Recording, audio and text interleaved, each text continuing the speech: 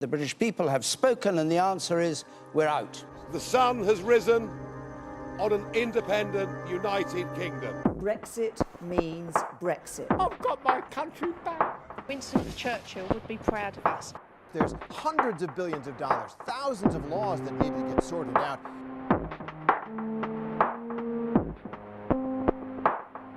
Angela Merkel declared that Britain's vote marked a watershed moment for European integration. 65% now think we'll get a bad deal.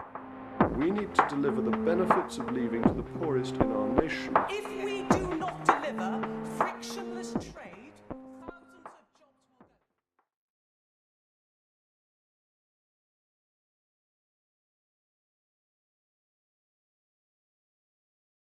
So I'm going to hand over to Kira, who's going to highlight a couple of key points from the research to get us started, and then we'll ask you some questions that we can discuss collectively. Okay? All right, excellent. So I think we thought of starting off the discussion and continuing the discussion by discussing basically three of the types of impacts that Brexit, three mechanisms through which Brexit will have an impact on the local economy and society. And the first one of those is immigration. So I guess the first thematic area that we would like to address is what opportunities and risks would a reduction in EU immigration represent for Mansfield's economy and society? And I'd just like to start off that conversation by summarizing some of the points that we make in the report on that issue, just very briefly. So basically, we start the report with a few remarks on local context, and I think what is very relevant in terms of the discussion on immigration is that, all right, Mansfield has gone through quite a long process of industrial restructuring, and what we see today is that there are some excellent high-tech, high-value-added companies locally, with the managers and representatives of which we spoke during the research, and many are among us today as well. But generally, I think it is fair to say that on aggregate, Mansfield has faced a challenge in terms of creating a large number of jobs that are high value-added jobs and that pay high wages. And that on aggregate, and as I said, there are bright exceptions, and Mansfield Ashfield 2020 is also a very important institution in terms of fostering this kind of higher value-added local businesses, etc. But on aggregate, providing a large number of good jobs that people want to do and that people are proud of doing is a challenge that we are still required to meet at local level. So I think within this broad general context, when we spoke with representatives of firms while we were doing the research, what we heard again and again is that the biggest challenge that firms face in Mansfield is the challenge of finding workers with the right skills, so the challenge of upskilling. And I think this is creating a large pool of workers locally with the right skills is a very complex and multifaceted issue, but in one way it does relate to Brexit, because what some company representatives told us is that when they cannot find the right types of skills locally, sometimes they are able to import skilled EU workers who are able to profit from free movement of people and who are willing to relocate to Mansfield, or the broader area around Mansfield, to kind of fill in that gap. So, as I said, on the one hand, that might be a challenge, or it might create an opportunity or an incentive for businesses to somehow create those skills. So I guess one open question is, to what extent is it feasible and realistic to say that the economy will take care of this by itself and perhaps even have a positive impact in terms of providing more training for people at local level, or to what extent will it actually create a problem exactly for the types of companies that we want to facilitate at local level and that we want to see flourish at local level. And then the flip side of that of this whole discussion is that, well, all right, then we have the other type of business model, which provides a large number of jobs which are not well-paid jobs and which are often jobs on quite bad terms, zero-hour contracts, etc. And this type of business model often also relies on workers brought in from different countries, especially via agencies. And then when we're talking about this kind of work, I mean, obviously a reduction in the ability of people to move across borders is also going to affect this type of business model. Now, maybe it would lead companies to change business model, provide higher wages, or maybe it would lead this kind of companies to just leave Mansfield altogether and relocate elsewhere. And then even these kinds of jobs would be lost. So I guess, that short introduction provides a number of scenarios in terms of how a reduction in the freedom of movement could affect local businesses. Different types of local businesses would be affected differently. And basically, I think that's a fair summary, right, of the different scenarios that we outline in the report. So I guess we are interested in what your views are on those questions, and also what are the policy measures that can be, what can businesses do, and what can local and national authorities do in order to support businesses and make the most out of the situation and ensure that we have positive social and economic outcomes going forward, especially talking with regard to the consequences of a restriction in freedom of movement. Can I just add, presumably it's not only businesses, but it's also the care sector, the NHS and education. I don't know if it's so important for education. It certainly is in university level. Okay, so if we pose the question, what opportunities and risks would a reduction in EU immigration represent for Mansfield's economy and society, particularly those organisations which are employers and trying to attract the right skills? So can I suggest that those of you that are employers chip in, sort of to that first? So we've got some small business owners, we've got the Mansfield Building Society, so you're all big. You're a big employer, small employers. How will... From our perspective, we've always struggled with recruitment of specialist individuals anyway. And I think part of that is because we are a town amongst 3 big cities. So staff get attracted to Derby, Nottingham and Sheffield. So if we want to bring in qualified staff, we have to pay a premium to bring them in. Having said that, we aren't a big employer of non-UK nationals, so it doesn't have a direct impact on us per se. So I'm not sure that we're going to be one of the organisations that's heavily affected by Brexit. Remain, stay, doesn't matter to us. People will want savings, people will continue to want mortgages. The mortgage supply continues to be propped up by the lack of demand, so I don't think it's going to affect us. It will affect other financial services organisations, but not ourselves. Okay. Catherine Graham, anything that you'd like to add from your point of view as employers? I think I'd like to just add that I agree with the skilled sector, because personally my son who took over our business is in the construction trade, and he is really finding it extremely difficult, to get the right sort of people. But I feel as though, and I'll have to put this in at this moment in time, that I think the biggest problem, and I thought that's what this meeting was about today, is really how we can move on, what is going to happen. Because businesses, from last year, I never found it too bad. I speak to businesses within sort of 2020, and we talk about business in general. But they were fairly optimistic still sort of like, bouncing along, thinking it was going to happen. But I've noticed there's a complete shift. And even though we're talking about all sorts of things, and we will be doing today, I still feel that the key issue that I'd like to sort of get across to whoever may be the person to do it is that we've got to just do something. We've either got to back up the deal, change the deal, or something, because I'd hate a no deal. This is me personally speaking now. I'd hate a no deal. And I don't even think that we should have another sort of referendum, because we've made a decision, the country's made a decision, and we should get on with it. And I think it's the politicians who should be around this table now sorting it out. Not us. Not saying how it's going to affect. We are being affected by what the politicians are not doing. So if I could just put that into there, and I appreciate your question was originally about immigration, but I do know skills isn't an issue. Well, the skills and immigration issues, I think, are tied together. Graham, is there anything that you'd like to add to that? I think from a small family business that we run, we've never really had any issues with employment. There's only 12 of us in the company now, and there are skills out there that is available.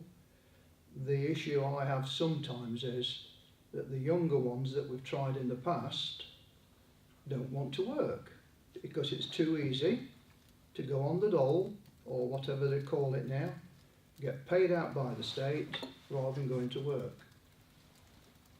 And we have found that several times over the last few years when we've taken on a youngster, they've lasted 2 or 3 weeks and thought, I don't want to do this.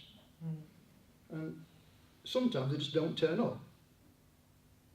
Okay, but you managed to fill your skills. So the places are filled with family employees that have got responsibilities at home and a responsibility when they come into work. And they're faithful, and the longest employee we've had has been with us about 35 years. So generally speaking, we don't have a problem, but we're only a small company.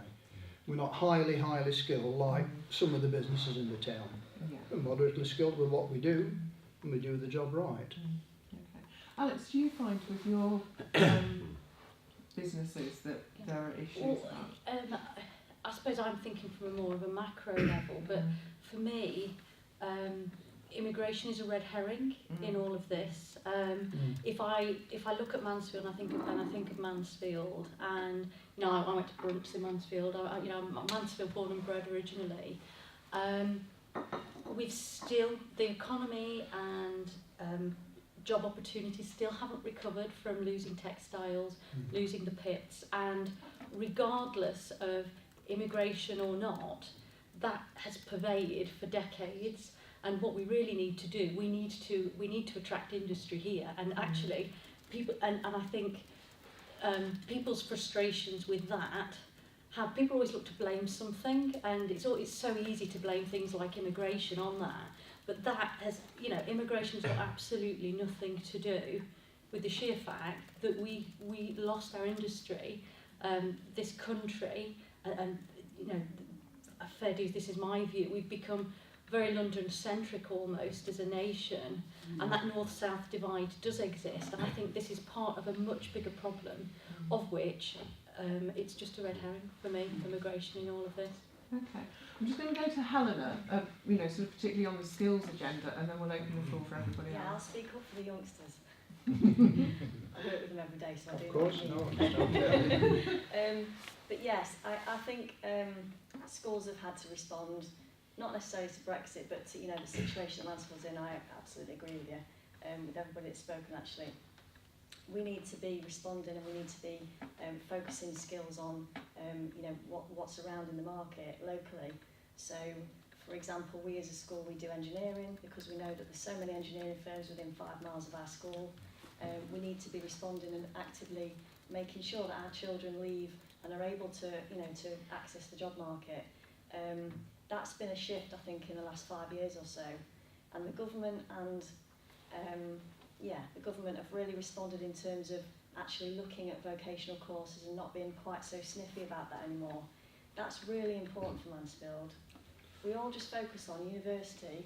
What happens is all the kids leave, we get them really clever, and we fill them with knowledge and experience, and then they all go somewhere else. And actually what we need is for kids to stay, be really clever, fill them with knowledge, and then them stay and help us lift the economy. Yep.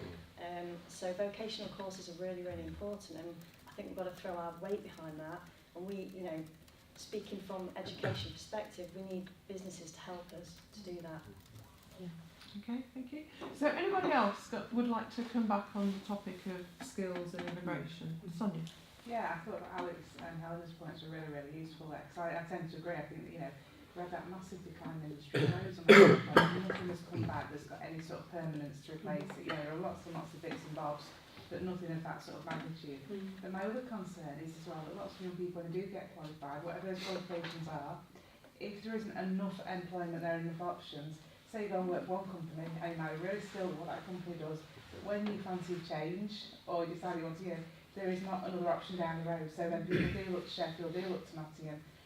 If people who get degrees don't tend to come back, But we've got companies here that need degree qualified people, but they're so few and far between. There's not enough choice for people, graduates or people highly skilled, to stay here.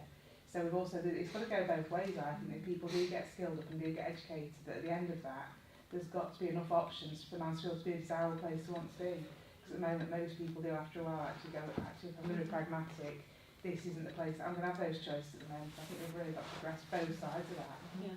But I'd love to add to that as well. We've become, as a nation as well, obsessed with degrees. Absolutely. And it's almost like it's become a dirty word to want to get an apprenticeship or something instead. And actually, there's nothing wrong with that, because we do need vocational skills and we do need people with those kind of skill sets as well. We also need apprenticeships that set people up for a proper career. I completely agree with you. I've spoken to a friend of mine who was teaching on a vocational course. And you're saying basically the problem with some of the courses, the apprenticeships are, they don't skill people to go off and say be a plumber, they skill them to work on one sort of boiler. And that leaves them in a really vulnerable position. It doesn't leave them in a good position to go off and to, you know, become self-employed or to work for different companies. It's very narrow. So I think we've got to make sure that apprenticeships actually are a full range of stuff that set people up ready to go off and have a career and to be self-employed or to work for somebody else. I think it's about all of those things really, being adequate rather, or being good rather than just being sort of bare minimum. But it is, and investing lower down. You know, if we know that this is going to be a problem moving forward, exacerbated by Brexit potentially, we need to be really investing in our young people, and making sure that they are skilled up. You know, our business is aware locally of the apprenticeship levy. Do you know that you can have all your training paid for? You know, if you want to take apprentices on, and they don't mean 16-year-olds necessarily. You know, you can have adult apprentices. There's a wide range now. You know, is that information out there? Do we need to do a better job of getting that information out? Andrew, you were nodding vigorously. Sorry. I do agree with the apprenticeships thing. I was thinking about it myself before we actually started talking about this, because I went to university up from Mansfield, and a lot of my friends went off, got degrees, and now they're kind of working in shops, getting degrees, and don't really get them a job afterwards. And I think there's a lot of apprenticeships that are out there that could put people into a job that would set them up for their career. Like it's just been said, but like I said, I've got a lot of friends who are in jobs now, I'm only 22, who wasted 27 to 30 grand on a degree when they could have actually got themselves in an apprenticeship at 16, 18, set themselves up in an industry and helped actually develop the town over a few years if more of them were available. Okay, anybody else got anything to say on the topic of skills? I think your original question, Madam Chairman, was about immigration. It was about immigration and skills. Yes. So we could return to the topic of immigration if you like. I've been pondering it because of recent times. I've had reason to do some work with the NHS and with Kingsmill Hospital, which is the subject of your conversation, which is Mansfield. I wonder, having met so many different, and I'm sure excellent people, speaking with different languages, not necessarily I understand, but having also mastered English, not only here, but anywhere in this country, we could survive without the flow of people that come into the medical profession, because those of that trade in this country tend to flee abroad to America, Australia and New Zealand, and I think there are some very stable factors, no doubt the LSE have those factors available to them. So how many people in the NHS are actually effectively from overseas countries? And that has always, and was made more of a worry to me, in not the calibre of the people I met who I'm sure were excellent, but in the numeracy of them, how many there were. Okay. Kira talked also about the care industries more generally as well, so, you know, so there is an issue, clearly. Mark, anything that you'd like to add? I think skills and training is a really important thing for businesses locally and regionally. And, you know, as was said, how do we get the right people with the right qualifications locally? I think if you look at it from the other side of the perspective of people who are employed, the employees themselves, I think there has been a lot of disquiet, perhaps not so much in Mansfield or in this particular part of North Nottinghamshire, North Derbyshire, but I think regionally there's been a lot of disquiet about what has been the perception of relatively low skilled work being done by people who've come from overseas. And I think there is some of that in some of our communities, that there is disquiet about you know, there's all sorts of simple ways of putting it, but some of those jobs being taken by people who've come from Eastern Europe, particularly after the enlargement of the EU and the deregulation of the immigration rules. I don't think it's a massive issue in Mansfield, but what is a key issue, and people have said, is the training and the support for young people.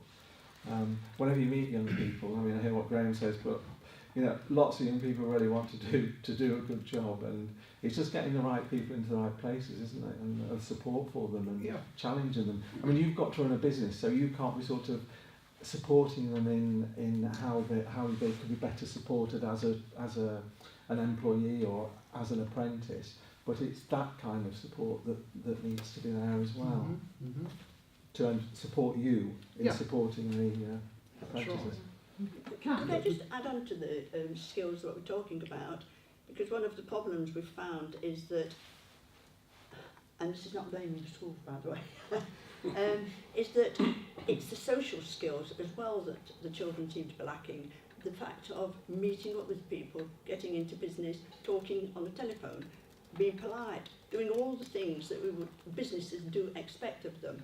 Now, I know this has nothing to do with immigration, but I do think it's got something to do with the curriculum and how children, when they leave school, should be able to converse and meet people without sort of disappearing behind a chair when somebody walks in. I do think it's very important that this should be a skill that is brought into this curriculum, because Completely agree. as a sort of business, it's you're pushing all the time to get them to do, you know, just talk to somebody. And it does bother me. We find that, actually, I found, because we also, we're property investors, and we do get quite a few sort of foreign nationals in our properties. And I'll give them credit. I prefer some of them rather than the English people. The English people leave my properties in a terrible state sometimes when they leave. For all the foreign nationals that come in, they are clean, they are tidy, they pay their bills, and as far as I'm concerned, you know, respectful. They are very respectful. And that to me is, sorry. May I support Kath's point? I'm dying to get in what you said there. For some years I've also, apart from being at the radio station, lectured at university, the university which deliberately attracted, and I'm not criticising it for it, people from overseas. And sometimes I questioned in day one of them attending lectures or otherwise, whether they had the true certificate of the English language. And obviously they were from abroad. It amazed me, even if there was some that I doubted, that by the end of term 1, and better by term 2 and term 3, many were soaring ahead of the English students. Whereas I might watch a student who was playing with his phone while I was talking. Maybe that's the power of the lecturer or the lack of it. At the same time, so many times that I see that the foreign student was doing well. And if I can transfer that just a little way from here to a place called Shirebrook, not strictly in our area, but as a crow flies, we'll be there very quickly. There is where the Sports Direct place is. A huge amount of Polish people there that have come in. I recently had the honour of meeting the head of the school, the school captain, a 15-year-old Polish boy, elected by English people, German people, because there's not a lot of people who were at the school. I asked a number of the people there why they voted for it. And they said, because he's shown us a work ethic. And so many that come from abroad, and Kath, you are so right. I've got a son who's, if his predicted grades go somewhere where, like what they look like going at the moment, we're lucky to get an offer at a supermarket. I hope he'll start concentrating more than looking at his iPad and seeing what the latest score is for Manchester United or Manchester City. Okay. A lot of these people that come in from abroad are so for a goal and then scoring it. And I'm not talking about football. So there are two sides to that. So do you think, in one respect then, technology, instead of helping society, it's now hindering society? In some ways, I mean, I suffer from. I love my son very dearly. I'm sure he'll do better than I say he will. But how do you do homework? How do you do homework on the one hand? when you've got a television on looking at a football match, Yeah. your phone going on the other side of it, and your iPad doing something else. Tony, can And I I'm bring us told back that's to not rare. skills, please? Okay. That is a skill. On the back of that, which is that the young people who come here from elsewhere are obviously really motivated because they've got up and they've moved out of their country, they've gone somewhere else to try and get Right work. on. Yeah, a lot of our motivated young people go off elsewhere. And that's part of the problem we've got, you know, because where you've got bright motivated young people, they're going to go where the better opportunities from. A lot of our Mansfield bright young people who've got loads of motivation do not end up in Mansfield. We've got to make Mansfield more attractive to them because we aren't going to be attracting bright young people from across Europe now. So we've got to attract our bright young people to stay here and to make it worthwhile. I think that's the challenge that we've got. Okay. Lee, you haven't said anything yet. Well, I take Tony's point, but you know we've got some good young people of our own as well that make a fantastic difference to our society. But I will say this: I think that if you're a young person in Mansfield and you do a degree, the chances are you'll probably move out of the area. And I think if you do an apprenticeship, you'll probably stay in the area, and that's the way it is at the moment. But I think Brexit possibly does offer a lot of opportunities. You know, the skill shortage, there's definitely going to be a skill shortage, there's going to be a labour shortage, we know that, but you know, let's rewind the clock back here 60 or 70 years ago, just after the war, when there was a skill shortage, there was a labour shortage. What did we do? We had full employment, we had apprenticeships going through the roof, and even, for me, a big bugbear of mine is our disabled workforce, where we put them on benefits, we cast them aside and make them sign on every 6 months. Back in the 40s and 50s, we encouraged disabled people to work, we mentored them, we looked after them, we picked them up, we paid them a proper wage. And I think we are really missing a trick in society today. We've got a massive pool of talented people, especially disabled people, people with learning difficulties that can do great jobs, and we put them on benefits. And I think that Brexit, and you know, obviously there's going to be a skill shortage and a labour shortage. I think it offers all of us opportunities, and I think especially in Ashfield, where we've lost the pits, you know, we've lost, I mean, Sharbrook's a good example. I mean, Sharbrook, I worked at Welbeck Colliery, but the Sharbrook pit, 30 years ago, employed 2,000 men. 2,000 men earning serious wages. Now it probably employs the same amount of people, not a few more, earning awful wages. And awful. Is that progress? No, it's not. You know, and we need to get back to a situation in this area where we do offer them sort of jobs. Okay, well, thank you all very much for your contribution. So we're going to move on to a related topic. And the next question on our agenda is looking at how local businesses are likely to be affected by soft Brexit, hard Brexit, or a no-deal Brexit in terms of their trading relationships with companies and markets in the EU. So, Kira, is there anything that you'd like to say to kick us off? Mm-hmm.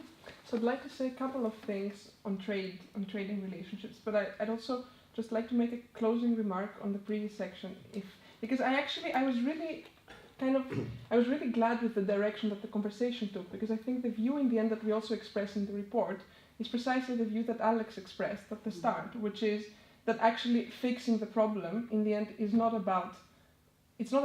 really about closing the tap on immigration, even if, you know, foreign agency workers stop coming into places like Sports Direct and Shirebrook. This doesn't necessarily guarantee that the right types of jobs, skills, apprenticeships, etc. will be created locally. So I really appreciated the exchange regarding ways in which kind of those objectives can be achieved to meet kind of what is perhaps, I don't know, the biggest challenge in Mansfield, which is exactly creating more high value added jobs. Yeah, I actually had a question on that because I wondered if everybody agreed with Alex. I mean, we did. You did in the report. But maybe we're going on to the next thing. So sorry, anyway. Sorry for disrupting the flow. Anyway, move on. Much of the time. So anyway, all right. So Brexit will have some sort of an effect. We can discuss how big, how small, etc. through the channel of immigration.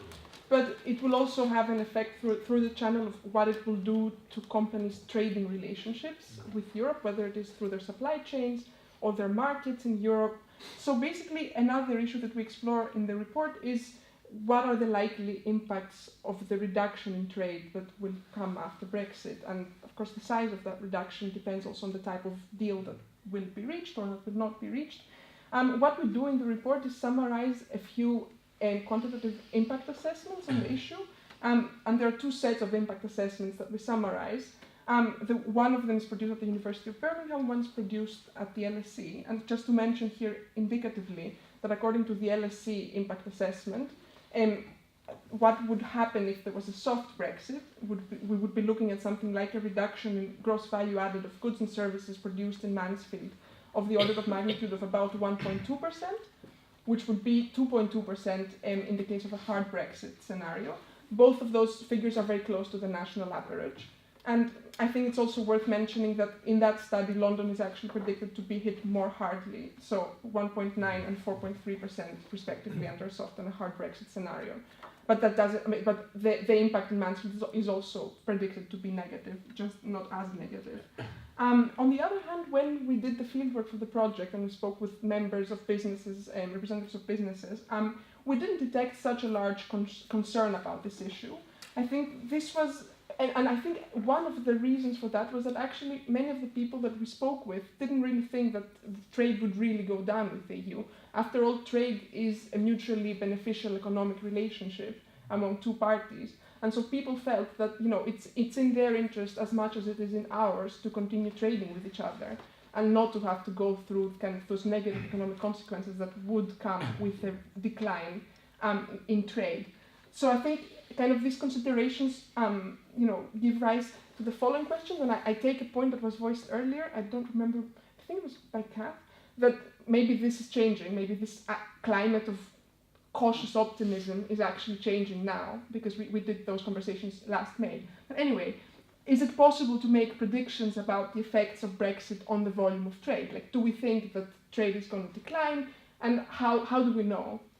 And I guess then the second question is, are we sure that those economic considerations will actually shape the deal in the end? Because trade is a mutually beneficial relationship. But in the end, is it going to be companies on both sides of the negotiation table who are going to be able to influence the deal in order to make sure that those interests are kind of, defended? Or is it going to be other political factors, thereby perhaps creating a danger for our mutual economic interests in a sense? And then finally, if policymakers should defend some specific sectors from a rise in trade barriers, then which are those sectors that really matter for Mansfield? So which are the sectors that we should be protecting against the rise in trade barriers? Okay, so questions about how local businesses and other organisations are likely to be affected by changing trading relationships with companies and markets in the EU. And Graham's looking at me and he knows that I'm going to come to him first for two reasons. One is because he's actually going to leave us fairly shortly, but the other is because I know that you do trade with the EU. Yes, majority of our product comes in from factories in Germany and Lithuania now. So 90% I would suggest of our product comes through the ports across the channel and into the UK. I asked the question today of a local rep who came in to see us, how do you think you see it changing? And he said, because the parent company is German, he is not anticipating a great change, and that companies will still want to deal with each other, irrespective. And I don't see the situation changing in a lot of industries. People will still want to deal with each other, unless the powers that be put high tariffs on them. And if they do, then we should get off our backside and start producing stuff over here. And then we can employ people again. Okay, would anybody like to come back on that one, Jim? Mainly what I've got to say, it does tie into the last question as well. I deal with a lot of producer organisations, so the people who grow the food that we eat, who obviously rely heavily on immigration because they are low-cost jobs, low-value jobs. But why aren't the English people doing that? Well, that is a very complex question, one I'm not qualified to answer, but the fact of the matter is that you cannot fill these jobs apart from with immigration. So, for example, a producer organisation, if Brexit does happen, they have less employment, so they have to attract English people to these jobs, and that's great, that's what we'd all like to see. However, to do that, they're going to have to raise prices, that raise wages. That then raises the cost of the things they produce, which then makes us less competitive in terms of selling this produce or these services or goods abroad. So it's less about wanting to trade, because there's no doubt that Europe wants to trade with us and we still want to trade with Europe. It's about being competitive with mainland Europe. Tariffs are an issue, yes, and I agree it depends what kind of deal we get, how competitive we remain. But the main issue is if we can't attract labour to do this for a certain price, costs go up and it makes us less competitive overall. And not only that, it raises prices for food and general services in this country as well. So there is an impact, a direct impact. The cost of producing food, is it vastly different in the UK and in Europe? It depends which country you go to and where it is. Western Europe, relatively about the same. Eastern Europe a little bit cheaper, but that's regardless of the point of that it will raise the price of our services and make us less competitive, or that's what at least the producers are saying at the moment. That's their concern, that they're going to have to raise costs overall. Presumably as well, this trend of importing in cheaper labour isn't just something that's unique to us. Prices, I would imagine, remain low in France and Germany and wherever because of that. It's not just an English issue. It is the fact that it's very hard to fill, and those kind of very low grade is not the right phrase. Low value jobs. Well, I would imagine where and having not worked in business in one of those industries at all, but I would imagine that you then have the problem as well, whereby you've got a supermarket saying, we're going to buy this off you for this amount of money, and then you've already committed your crop or whatever, so you are then at risk of having to sell to them at a loss, and you've got businesses going out of business. If costs go up for food, people don't buy as much food, and therefore then the jobs go anyway, and we get ourselves into a doom loop. There certainly has been a change over, and not just Brexit related. The backbone of the kind of agricultural Britain has definitely changed, and smallholders are disappearing, and that has raised costs anyway. But the supermarkets have a stranglehold as it is on things at the moment. That is likely to change if people like Dyson start taking over the producer organisations and things like that. So, although he's announced he's moving to Singapore, hasn't he? The milk might be cheaper there. But it's more a case of just an overall rising of cost makes us less competitive in mainland Europe. You asked the question about whether it's a soft, hard or delayed Brexit. A delayed Brexit is the worst outcome for all, and part of that is the cost of finance. The markets will always, they have a defence mechanism, they'll always put the cost up where they're uncertain about what the future looks like. That'll put the cost up for everybody, whether that's consumers with their mortgages or whether it's businesses. Regardless of what you think should have happened, I know we're not talking about that.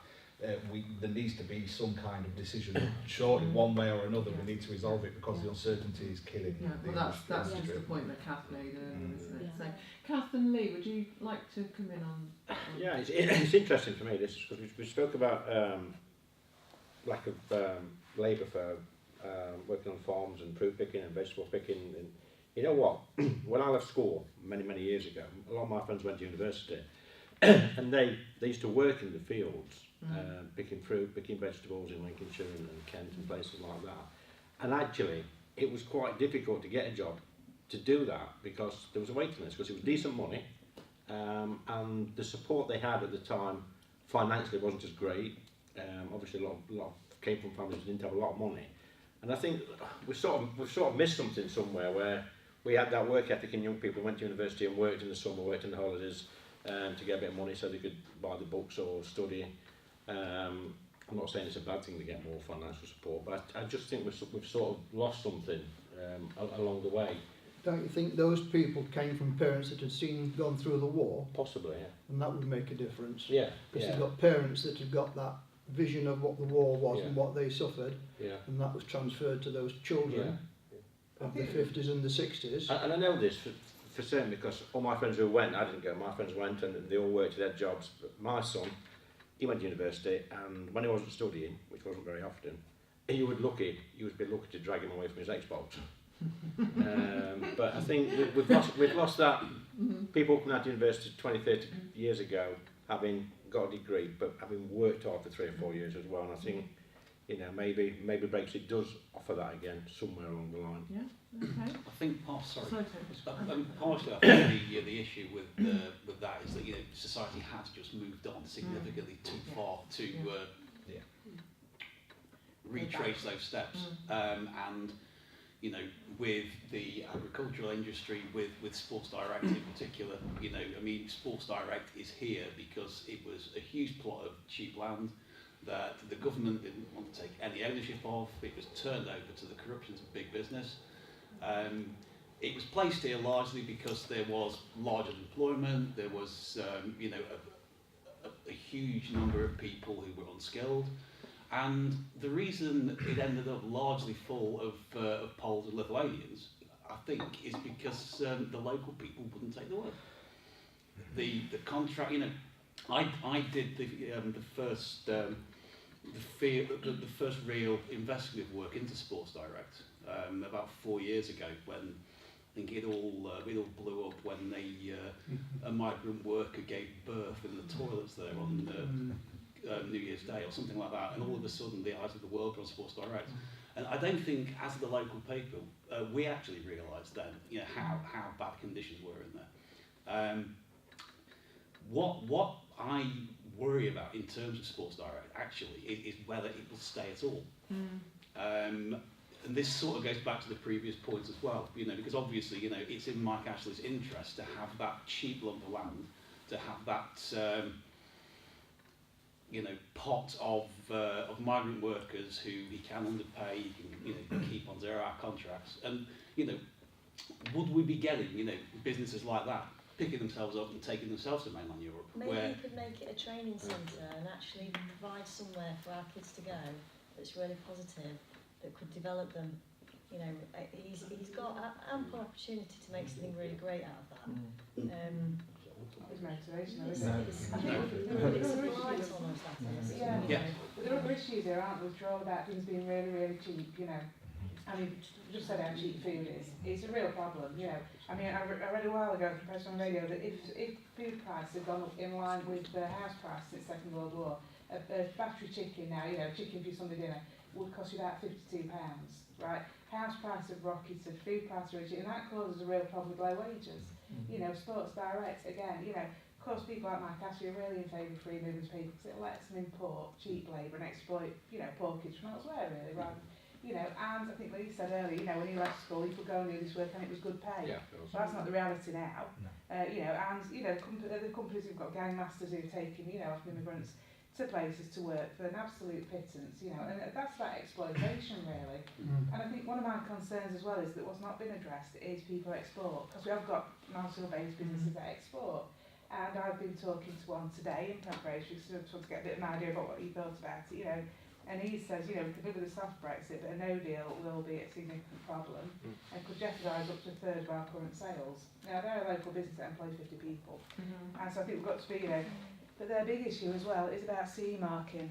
They have to CE mark products to sell them outside of Europe. Not just in Europe, but they sell to America and South Africa as well, and they've got to be able to CE mark. There's still no CE mark. You know, it was a kite mark, it's now CE. Oh, okay. Yeah, safety mark that you put on goods that you export. When I spoke to them a while ago, they were saying that to rebrand and kite mark, CE mark all their products was a good couple of months' work, because they've got to get them re-registered somewhere that's actually a registered authority that can do it. They've then got to redesign all their labels, reprint them, and then relabel the existing stock they've got. Now that is a massive consideration, and they're really, and they're really concerned that at this point they still don't know whether that's something they need to do or not towards their 1st of March. And I think, like you said earlier, it's that uncertainty that's getting people. And I completely agree with you. You know, for 2.5 years, it's now, I think people thought it was going to go quite quickly, and now companies are still saying we don't know what's happening. We don't know if it is going to be done by the end of March. If it's going to be something else. And I think that's really problematic. The British people are really good at coming up with solutions to problems, but we don't know what the problem is yet. Exactly. We need to have a, you know, once that's there, it's easy to deal with. And I think as well, you know, I've spoken to other people who are now having real issues, people who do work for companies abroad, that, you know, those companies are now not having faith in sending work over here because they don't know what's going to happen. So it's causing them a real problem, you know. But you can see the nervousness in consumers. You can see you know, in your local areas, I'm not sure it is, certainly is around my way, where there's properties that have been on the market for months, properties that would have sold in nanoseconds 12 months ago, and now people are so scared because they haven't got a clue what's around the corner, and it's reflected in business and it's reflected in consumer sentiment as well. And right down to the small stuff, I've been contacted by a lady this morning who tried to get some medication, one of her family medication out regularly. She's a carer, and she was told by the chemist we haven't got any, and it's because of Brexit, because the supply chain is just everybody's, you know, storing up just in case. Now there are real issues there, and a lot of that again is about uncertainty. It's about people trying to have, you know, a fallback position if it all goes wrong, and I think now we need some certainty, some clarity about. But the other thing that's true as well is that businesses, you know, it's not, you don't cut your staff in an economic downturn. You have to cut beforehand, and the longer that uncertainty carries on, the more nervous organisations will get, and they'll cut their cloth accordingly ahead of any default and create exactly what they're trying to avoid. Absolutely. Kath, is there anything that you'd like to add to that? What I'd like to add is, from what I've heard today so far, is we've got to stop trying to reinvent the wheel. The past is the past, and as much as we all sort of like to look back at the past, respect the past, and know what's happened, but at my age now, if I talk to the young generation, it's all violins. You know, if you start saying my first wage was £4.50 and something silly like that. But what I'm concerned about is social media for me has changed the world. It's changed the whole world, whether or not it's to do with like education, work, sort of like, I mean, you've got all this gambling going on at the moment. The whole spectrum's been changed through social media. But it's there, and I think it will stay. What I'd like to see is like, what is life about? You know, what is the core things what the government, to me, should be looking at, which is like education, which is like your work, which is like your housing, which is all the things that are important in life to everybody, from when you're a baby right up to when you're sort of looking at your care pocket to see sort of life you're going to get care or not. And that should be the main thing. But we seem to gloss all around the edges, talking about sort of like all sorts of things instead of doing something about them. And we could do something about it if the right people got together and really sort of put something into the pot, because there's some fantastic people out there and they should put it into the pot and we should get on with it. And this is what's bothering me, going back once again to the Brexit, is we put these people in, whoever they are, whatever sort of political party they are, we put them in there to do a job. Well, now we should let them get on with it, get it to the end, give businesses the support and confidence that they need to start like moving forward. And it really sort of does bother me that we keep glossing around the edges and trying to reinvent the wheel. I do think, you know, that everything what we've sort of said today is important, but I do feel that the main thrust of what we're here for today is to get the message that for Mansfield, we need to know what's going to happen as soon as possible. Absolutely. Okay. Excuse me, people do need to leave. Thank you very much. Thanks for coming. I give my apologies early. Now, Kath has left us on a really important point, which actually leads into our next question. So, is there anything that you wanted to say, sort of to sum up that last topic? I mean, just, sorry. Yeah, I'd like to add, sorry. before we move off of that, I think we've missed a piece here, to be honest. Going back to businesses cutting their cloth and things like that, the impact of Brexit isn't just happening now, not for all businesses. I think it's happened later for certain industries.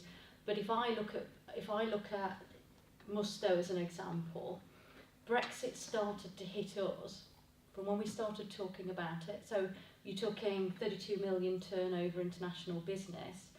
So for us, the minute the dollar starts fluctuating and we're producing out in the Far East, we're starting to get impacted on our costs there already, so we were feeling that.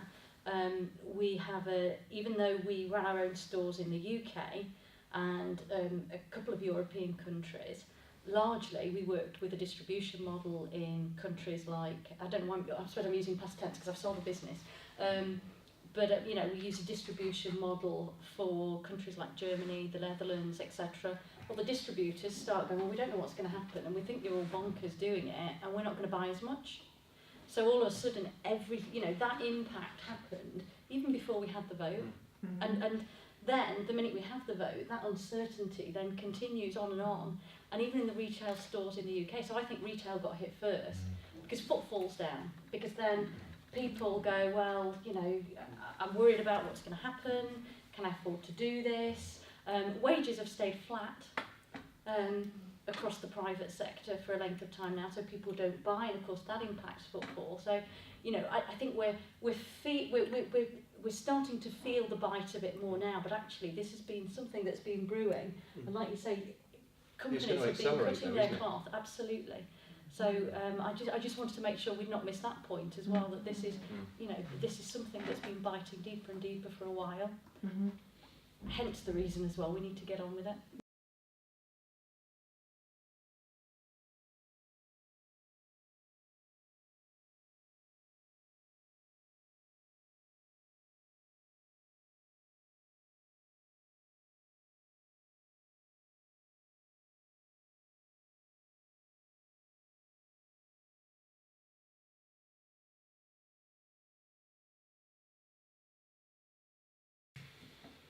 All right, so that was, I mean, so clearly when we talk about the impacts of Brexit on the local economy, EU funding programs for businesses, but also for things like training programs, etc., also come into the question. And I would say they come into the question perhaps not so much because they are quantitatively such a big amount that they make a decisive difference in the economy.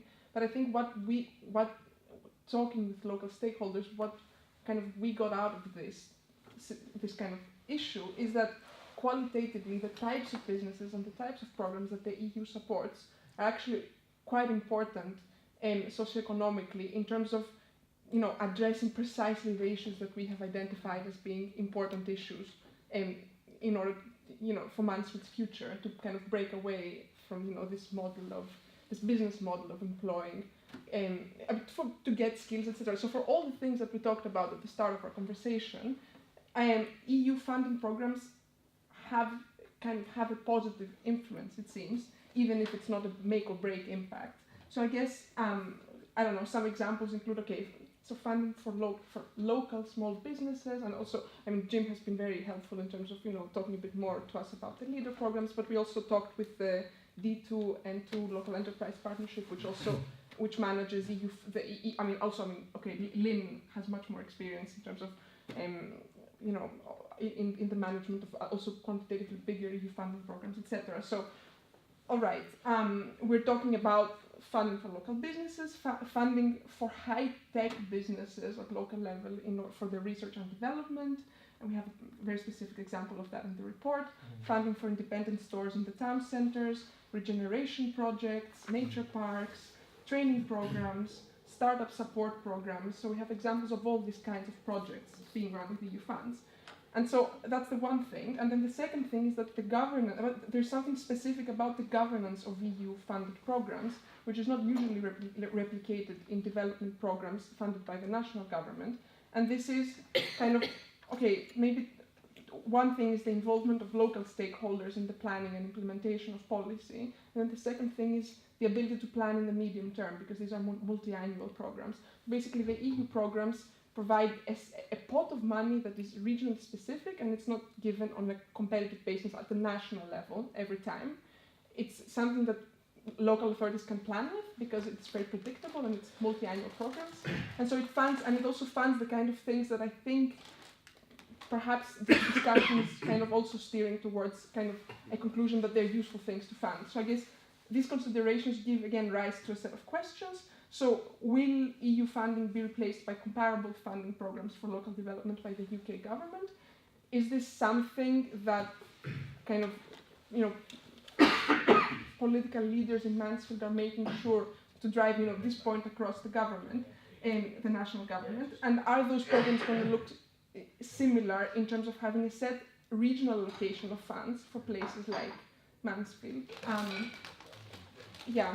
And also while giving a say to local and regional stakeholders in a sense. And maybe to be a little bit more provocative, I guess I could rephrase all those questions into, will the UK finally adopt a substantial policy for local economic development or not after the UK leaves the EU?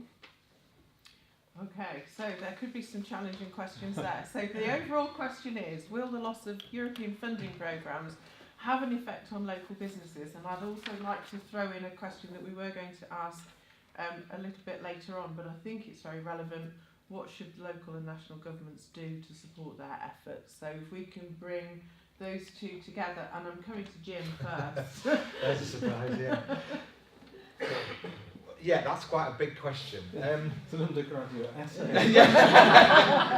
Okay, so yeah, what I do is that for anybody that doesn't know, I'm not going to bore you to death with the details, but it's a form of European funding for small and medium-sized business. There is little to no other funding like that apart from what D2N2 work on and a few of their bits, but they tend to be bigger projects than what we are.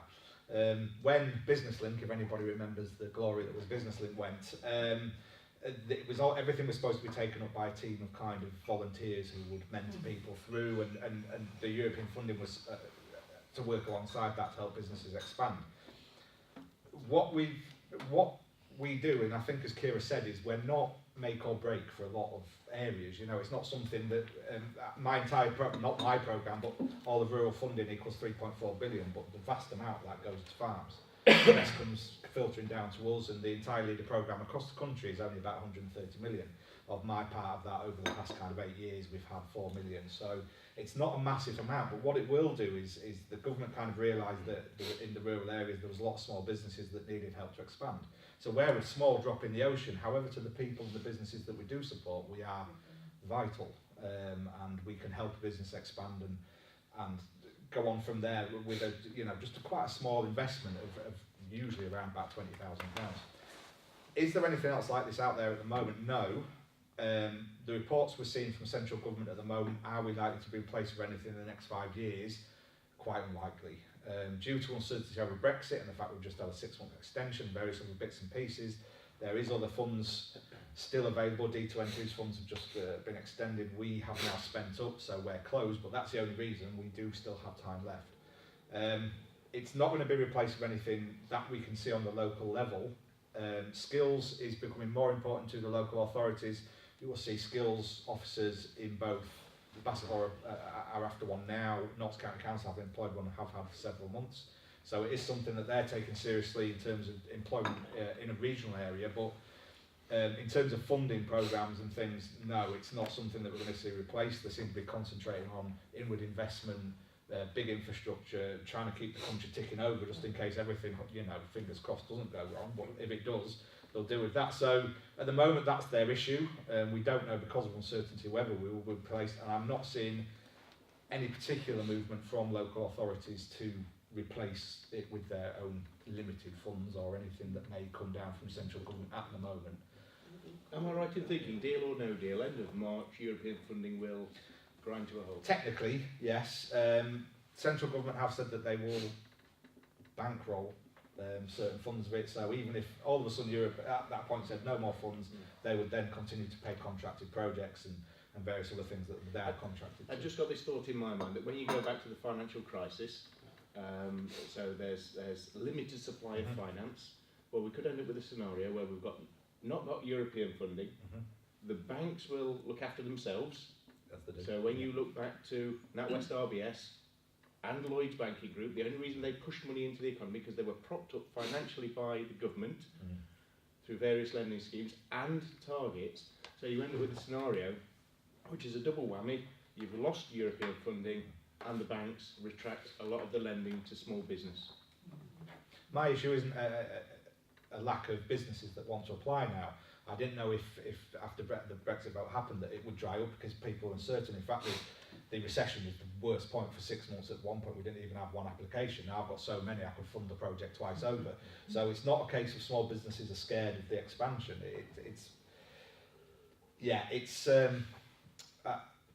I think that the money is there, but if the banks get scared, that's when the issue will be. It's not so much the businesses themselves. They seem to be fairly optimistic on most of it. Depends who you talk to, and you know, producers are obviously less optimistic than say you know, your small business, and they're quite happy to keep expanding. But if that money dries up from the banks, that's going to be the issue rather than the European funds. Okay. Anybody else any particular view? Cass, Not really. I mean, I've always been led to believe, rightly or wrongly, that as regards European funding and that, is that we pay in twice as much as what we get back. So I'm assuming, rightly or wrongly, that that the government will retain quite a lot Yes, of but funding. will they give it to Mansfield though? But that's down to Mansfield. £60,000 to Mansfield to support its, passenger interchange link. But that's as part of Life 2020, that's what we've been doing. Through our organisation, we lobbied the government and we got our train station in, we got our bypasses in, we got our bus station in.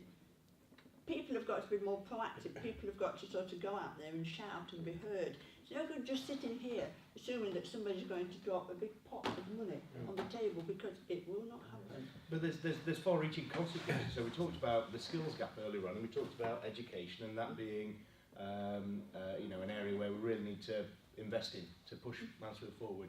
And we've talked about central government stepping in if European money dries up. I'm a governor of a school, and I know the funding formula is changing next year.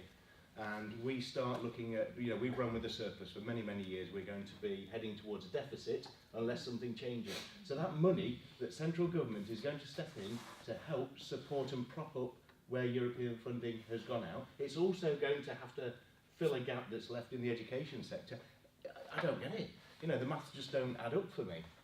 I think it's less a case of that money's extra, it's in case everything goes wrong. That's why they've said they'll step in, because like if I've contracted a project and then all of a sudden the money's withdrawn, well, they're a small business, it could fault them completely. So they will then support that money. So and we're not talking vast amounts here, and it's nice to think that your examples are on a localised level. Multiply that out on a national basis, and that's billions of pounds. Oh, it is the billions, government find. Yeah, it is. Yeah. And on research funding, we get back more than we put in, because British people are good at applying, and I think that research funding, I know Lynn is dealing with, you're dealing with Horizon 2020. No, I'm dealing with structural funds, so I'm dealing with. Oh, okay. I thought you were doing. I No, thought you not so mentioned much. Horizon 2020. Not me directly. Oh, okay. Sonia. Yeah, I was going to say a company that I was speaking to earlier, they do some research and development, and they said that European research and development grants have been really important to them, because doing research is, it's quite risky. You might get things that you're not absolutely you can use. But if you want to have some high quality jobs and to be able to actually develop more, like, we've got things like green energy that, we could be developing here, because stuff like that is really expensive to ship. So if you're going to build a wind turbine, it makes much more sense to build it here, because elsewhere, modular housing, things like that, but you've actually got to have these research and development to do that. So it concerns me that if that funding dries up, that could really push us further down. But interested to what you got to say about the small agricultural grants. So I understand the big subsidies. Have the government not promised to keep the No, they're going to change how it's worked, and it's all to do with what the land is used for going forward, I would think. 70% of farmers voted for Brexit, and now it's a bit of a worry to them how it's all going to be replaced. Yeah, I never understood that, because the amount of European the problem with the problem of any kind of funding is, and especially European funding, is the process of the application and the things that can go wrong behind it. And farmers have had quite a raw deal on a lot of this, with new programs that have come in to help them use it. And we see that, and I think what the European funding provides, that often central government funds don't, is that word you risk. Yeah. So I, as a funding stream leader, will take a risk on a business, whereas often the funding streams received that come directly from government are specifically for one thing, have to do this and have to do that, whereas we'll go, okay, here's the money, do what you can with it. We obviously have. There's something there about empowering people as well, isn't Definitely. It's not completely controlled. And you rarely get that in funding streams, but European ones tend, because it's local and because I think somebody mentioned about it being public-led, so not private-led, so our funding stream it has to be privately led, not public, and they're the people in the end who make the decision about whether it should be funded, and that takes away that kind of local government kind of do it this way, it has to be done. It's much broader, and it makes people. It puts a bit of faith in people. Exactly. Yeah. I think we need to have more of that, to be honest. Definitely. And less short-termism as well, so otherwise we're shifting pots around all the time. Very true. Different goals every week. Yeah. So Richard mentioned funding for training. I just wondered whether you've got anything to add to that, Helena, in terms of. No, I mean, no, not really. But it's obviously a huge concern for us just to keep the students here and make sure that Mansfield's got the infrastructure to support them and us moving forward. So no, nothing on the training. Okay. I did notice.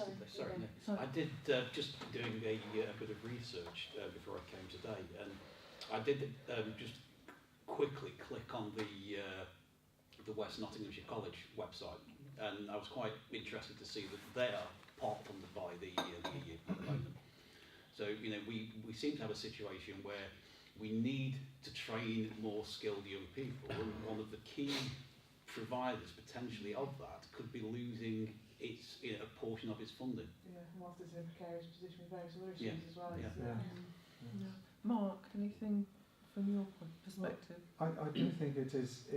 It's just every question has this theme of uncertainty, doesn't it? I was just thinking to myself, what would I be doing if I was producing food on the side of a hill in Derbyshire? And 1st of April's not that far away. It's unfortunate that it's the 1st of April, isn't it? But 29th of March, we're out of it, aren't we? And it is this theme of uncertainty, isn't it? And when Kira read those questions out before, I thought to myself, yeah, that's a good question. Yeah, that's a good question. Yeah. And I thought, I'm glad I haven't got to answer them, because I think everybody is involved. It has these questions, don't they? Nobody has the answer.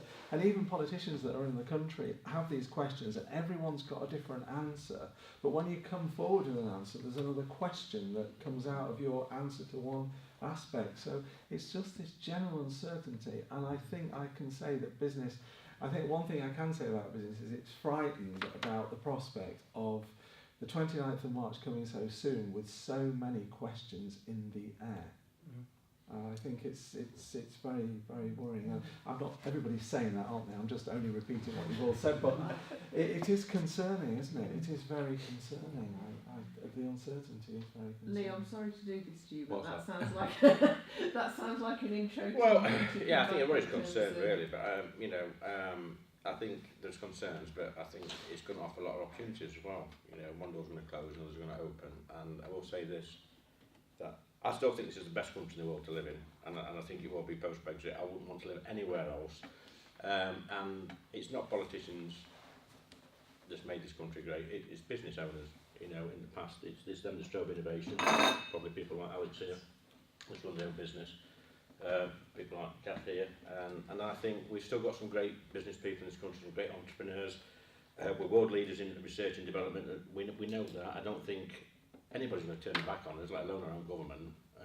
So I think, yeah, there are worries, there are concerns, there are uncertainties, but I visit a lot of businesses each week with the MP and sometimes on my own, and they all say, get on with it. We want some certainty.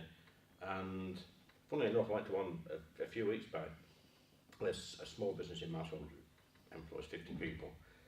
And we said to him, has Brexit affected you? He says, yeah, it has. He says, I'm struggling to recruit. I've had to put my wages up. I've had to put middle management wages. I'm a senior manager. They've all had a pay rise. He says, but I'll deal with it. And that's all somebody took from me. Okay. Yeah. Can I just respond to that? Can Yeah. I just say also, the people that have made the country great are the public services sector as well. Absolutely. And that's a huge part. I didn't say, I mean, I didn't mean it like that. Not great, Just but saying. I know well you paid. expensive, but it's, They're very well paid. Businesses as well. So, yeah. So but yeah, it's so important that we kind of we do whatever we can to minimise the impact, and I think that's where we agree. So. Okay. So can we turn to the second part of the question? Sorry? It may link with you. It's like a little bit of a question building on what you just said about the opportunity. So we've seen so far uncertainty is a big problem now. We see that, and we're talking about skills, about capacity to recruit, but very much about how we can make Mansfield more attractive to companies to stay and to grow and to come new companies here, and also to offer better jobs, right? And now we're talking also about funding. We need some investment. Part of it can be research development, funding for training. And we talk about opportunities, but what I would like is if we could brainstorm a little bit about what specific opportunities would Brexit bring in order to make this, because we talk about opportunities, but we haven't specifically covered which type of opportunities or what things or government now needs to do, or what type of programs or what type of policies or discussion we need to do in order to really take advantage of the opportunities, because if nothing is done, the opportunities may disappear as well, right? So we shouldn't. Got an answer to that one. Okay, Catherine. When an opportunity comes along, you should grab it with both hands and get on with it. Our problem is we get opportunities, it takes that long for them to be sorted out. By the time you're finished, it doesn't become an opportunity anymore, it just becomes a pain in the backside. And I'm saying we've got to move faster. What happens in government is just like sometimes what happens in business, things just take too long. I don't know the answer to it, but I agree with you, there has been some fantastic opportunities out there, but they've gone by the way because we haven't grasped them and hung on to them. Alex? I think we need to lose some of our red tape and our bureaucracy. Again, I'm talking very macro. Yes, if you look, we were talking about this earlier, if you look at where we were and Germany was a decade ago in terms of export to China, we exported the same. They now export 4 times the amount that we do because of the sheer level of bureaucracy and red tape and complication that we put in. You know, across our civil service and what have you. I think we need to get better at doing our deals. And so we're proving now, even with this deal, how complex we make things. And I think we just need to start accelerating, you know, maybe learning from other countries as well in terms of how we do our deals. Yeah. Tony, anything that you'd like to add to that? Yeah, by nature of the radio station that I have, our audience is a commercial radio station, is CD in demographic. But we did a survey very recently on small businesses, many of whom, like the very excellent Chad newspaper, we rely on for our advertising that comes in. And everything was about uncertainty. Every worry was about uncertainty. Almost every contract was about uncertainty. So although we're not bringing, for instance, immigrant people in or anything like that, it's not part of our makeup of our radio station. We're affected like so many other businesses are. But the frightening thing was in the other small survey we did, with 250 people, about Brexit. And nobody seemed to really care. Now, all right, we're just talking to the person in the marketplace or whatever. Go away, go away. And I got a rather astonishing one today when we offered a story to the network, 400 stations in London, which was a Brexit story. And the voice at the other end shouted, "Give us anything else. Give us anything else, not Brexit." It's there's a horrible sort of, certainly media-wise, I don't know whether you're feeling it the same way, a horrible sort of situation. We built up all the conflict, we pointed to people with blonde hair waving around the place and doing their bit, political parties fighting each other. And it's a bloody shambles. And government and otherwise needs to get itself sorted out. I think if the politicians were not cared about too much before, my God, God bless you, for wanting to represent Mansfield, they're going to be cared about an awful lot less now. So why do we want to bring sovereignty back? This is what our politicians are like. Well, there's a very good argument there.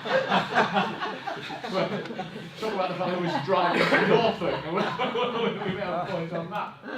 I think Kath made a point earlier on, exactly the same point earlier on, which was that, you know, it's over to the politicians, you know, we need to get out of the way, but I'm not in the way. I don't think anyone around the table is in the way. And that's the thing that I just don't get. If you ask anybody in the UK at the moment, it's the nervousness and the uncertainty about what may or may not happen. Spot on. So crack on with it. Richard, absolutely right. And it isn't the people that are standing in the way. Yeah, I mean, you can have, with great respect, and I admire you for doing it, any amount of forums like this, but it's not us who are going to be making the eventual decisions that happen, whether it be Article 50 or whatever it is. Well, maybe that's the purpose of the video.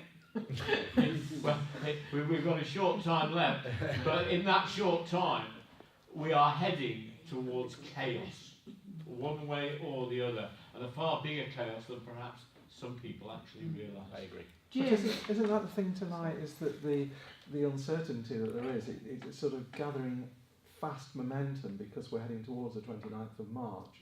Perhaps it was a little bit more philosophical 2 years ago, but we are getting to the point, aren't we now, that... I think people felt by now, I think people felt by now they've done that. I think, you know, more recently people felt by now we'd have a clear image of where we're going to, and I think it's really frightening, right? We are heading towards that edge, you know, and there is no clear vision of what's on the other side yet. But, and also, even if there is a deal, that deal is only the withdrawal deal. Yeah. It's not the deal about our future trade relationship. Right. So we're going to have years and years and years of this. You've got to take one step But bring it onto a local level. I was having a conversation with the finance director this morning about recruitment of staff, and I was saying I'm holding fire until we know what's happening.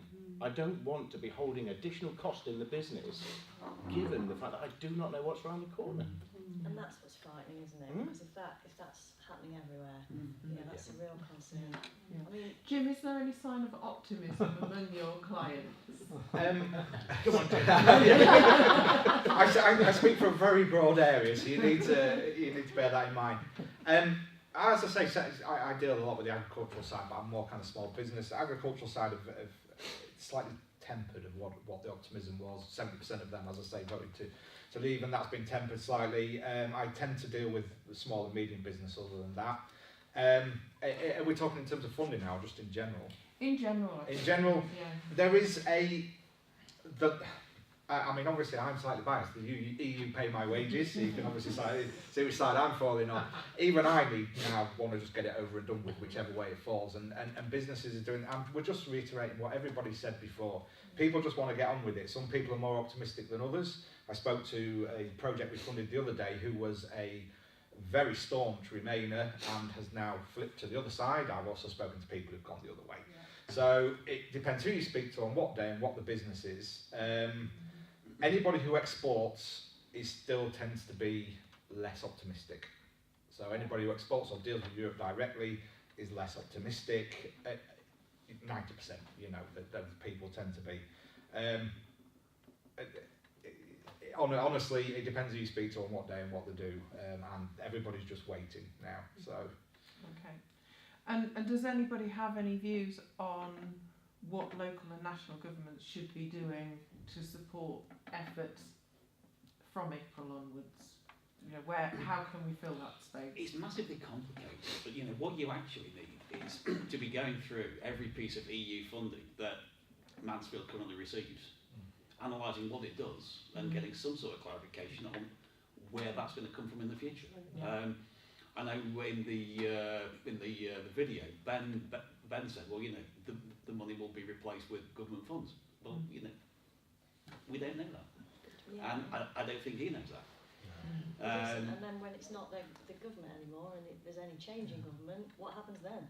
So we are just. And governments, by their nature, do tend to fund better seats where their own party actually have parliamentary representation. Well, should be all right. Since 2010, I think we've gone down from getting about 10 million in government grant support. So for every £10 we get 4. So what is local when delivering our core services is becoming, next year I don't know what Mansfield's budget is going to look like, because the council's raided reserves this year. You can only raid them once. Do you mean? So I don't think there is any slack for local government really to be doing anything that costs additional to replace. Certainly not on the scale to replace the ones that are going out. It does need some genuine and firm clarification from the national government as to what they're going to do. Absolutely. Not just for Mansfield, but for every community that is going to be here the same. As Okay, Tony. A pleasure to follow Sonia because I know her views on Mansfield. We heard them very early doors on Mansfield needs help, needs generally help. Never mind just the Brexit issue, because you just have a walk down, have a little walk round, see a few empty shops. No, see a lot of empty shops. See that sort of thing. We need an awful lot of help. The addition of the Brexit worry to people, politicians like Sonia, etc., to our authority, who are trying to drive Mansfield forward, it's just an additional headache, and one we wish, and I hope your video works, helps in some way to sort it out. I'm so sorry, I want to jump in at that bit because it builds on exactly what you were saying, Tony, and I just wanted to carry on from that original conversation as well. If we go down that route though, and I know I'm talking very utopian here, all we do is maintain the status quo. If it is actually accurate that things like immigration, etc., are the red herrings, and really what we've needed for decades, we've never replaced those industries, we've never moved forward. All we ever do is maintain the status quo. we have to almost turn around at this point and go, you know what? This is the catalyst for how we turn Mansfield and Ashfield around, and we have to think tank it almost, you know. And like I say, I know I'm talking very utopian here, but we've got the capability, we've got the skills, and I'm not saying we don't need, you know, some kind of funding, some kind of support, but what we really need to do is start attracting business into the area. I'd just like to add that with what Tony just said, you can't blame the high street on Brexit.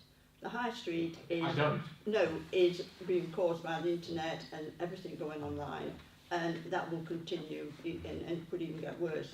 So that is the problem in the high street. That's all I wanted to make, because it is sort of like, you know, well, it's nationalism, it's all over the country. Just going on from what you said. Yeah, but I would challenge, this is what can be done locally on that, because I totally agree with you, the high street is dying, but what we have a habit of doing, and I've not looked locally at Mansfield to know that in detail, but again it goes back to a conversation we were having.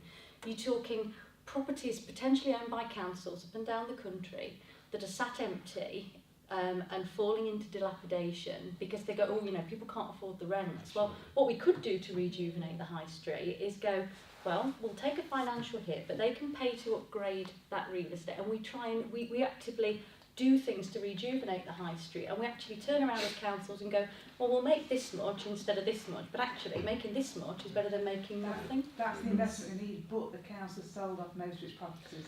In order to bring, so this is the problem we've got. We haven't got that. We're not sitting on their properties that we could do that with, you know.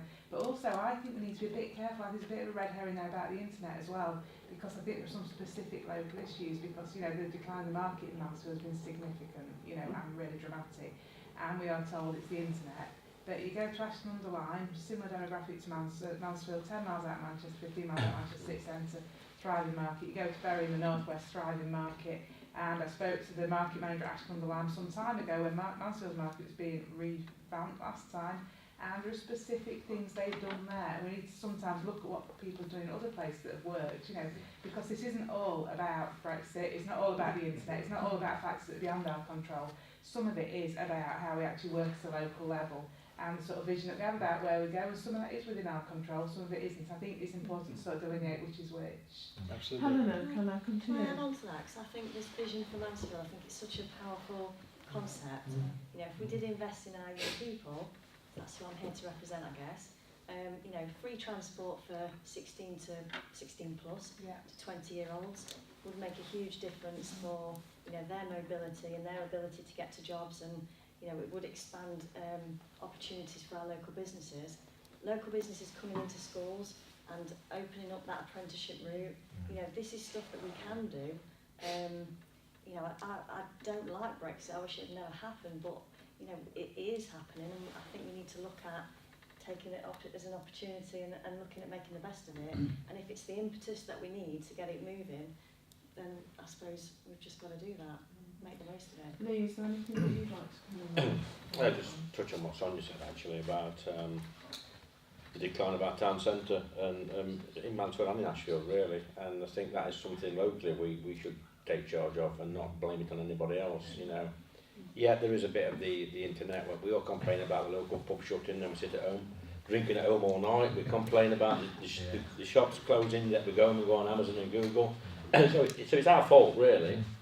But Mansfield is a great town, and when you walk around it's a beautiful town really. Look at the buildings, and it's steeped in history, and we have got, it would not be out of place anywhere else in the country, Mansfield. You could drop it in North Yorkshire and it would look like an old market town, and you'd think what a lovely place that is.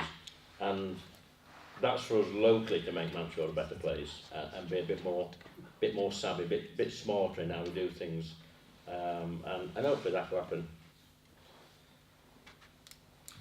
Okay, I'm conscious of time. We've had a really, really interesting discussion. Has anybody got any last points that they would like to make before we ask Kira to just sum up for a few minutes?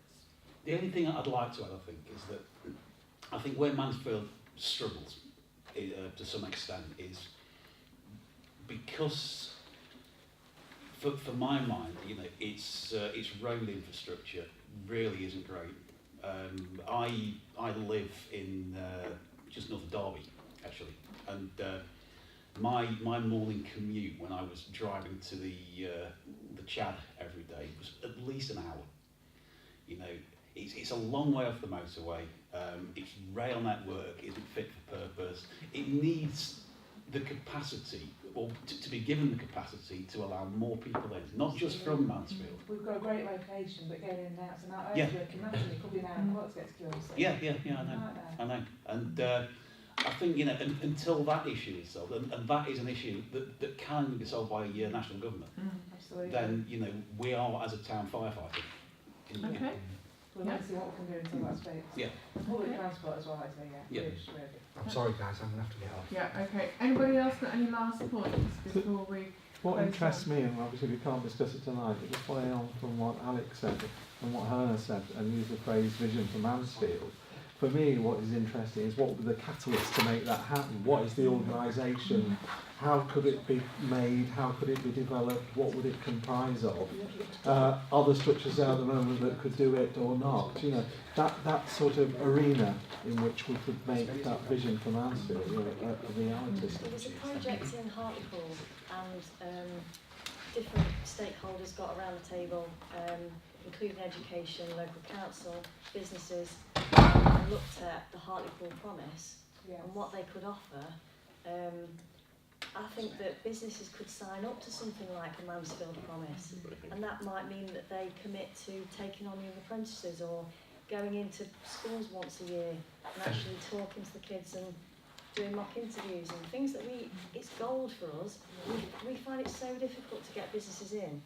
You know, there are lots of things that businesses could do to support our young people in Mansfield to make them stay and to make them more successful, and to teach them how to shake hands, to teach them how to answer a telephone. You know, it's so important. We literally teach them how to do that stuff in school. You know, we would love lots of help, and I think if there was something called the Mansfield Promise, and businesses could sign up to it, and schools could sign up to it, and we all had to make a commitment to do something, you know, what could that be? What could we actually achieve if that was the case? That sounds like a challenge for you, Mark. Should I say it or should I not? We did try to start something, trying to engage businesses with education, and it was difficult, but we need to work on it. Let me not say any more. No, I was going to say, I think we need a separate conversation on that. Yeah. Is it not about business education, isn't it about having all these different stakeholders around like we were saying? I found today fascinating because I talk to lots of people individually, but to have the chance to sit with education and businesses with that, you know, and to have the building society who's called your bank. Independent, one of their countries, few independent. Absolutely, but to have the opportunity to sit and have these conversations is really, really, really valuable, I think, because, you know, I think that it adds so much because we've all got slightly different viewpoints and there's a lot of common ground. It's really interesting hearing what other people's perspective is from their side. Right, Tony, coming to you last. Sorry, you're going to take your mind. You think that something like this has worked today, do you? Absolutely, I think it's fascinating. Well, will you consider as a... I very much do think so. Yeah. So why is no Labour representatives that I know of coming to 2020, an excellent forum, probably one of the best business clubs in the world? Would you encourage them to come to that? Would you go? As the leader of the opposition, I don't think I've ever been invited. Well, I'm sure. May I then take that to Mark? This is an excellent forum today, yet the socialists don't appear. Why not? Can I interrupt? Because that's something that you can definitely do outside. Because I know a few other people have got to leave.